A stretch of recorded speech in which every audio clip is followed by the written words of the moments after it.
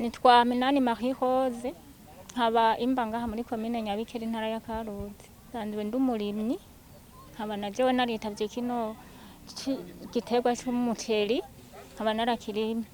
Tutararonka umwavu turashobora gupfa gutera tugasanga ntisuko turimbura neza.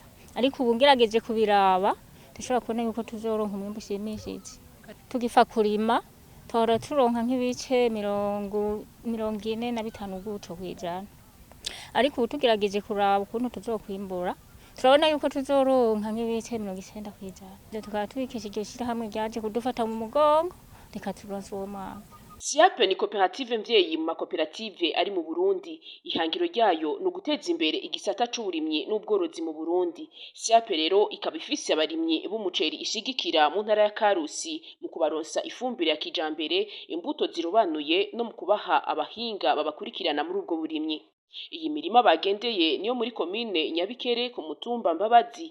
Ugereranije nuko iyo mirima yahora yifashe imbere yo gushigikirwa na SIAP ngo hari impinduka nziza cane itanga umwizero ku mwimbu mwiza nk'uko Miburo Renova umuyobozi mukuru wa SIAP koperative mvyeyi makoperative yo mu Burundi abivuga.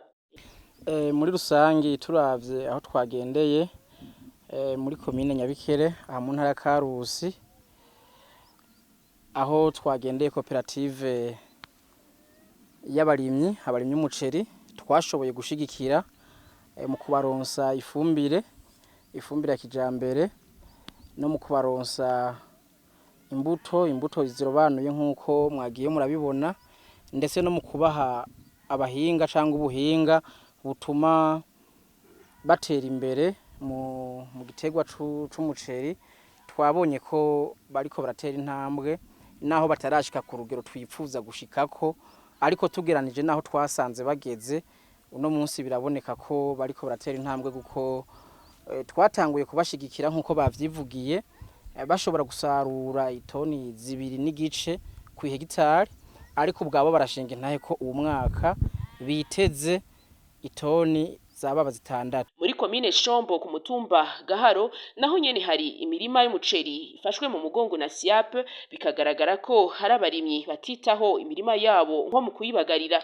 Umuyobozi mukuru wa SIAP avuga ko bagiye kwegera cane abo barimyi kugira ngo babashigikire mu kuronswa ubuhinga bwo kwitaho imirima yabo kugira ngo umwimbu ubone kuba mwiza. Muri rusangi abarimyi b'umuceri biteze umwimbu ushimishije, bakaba bafise ikibazo caho bazoshingura umwimbu wabo. Kuri ico kibazo Renova Miburo umuyobozi mukuru wa SIAP arabahumuriza ababwira ikigiye gukorwa. Ntara Gitega muri komine ya Giheta tuza twamaze kubaka ihangari iteye igomwe, ihangari yagutse ishobora kwakira amatoni 300.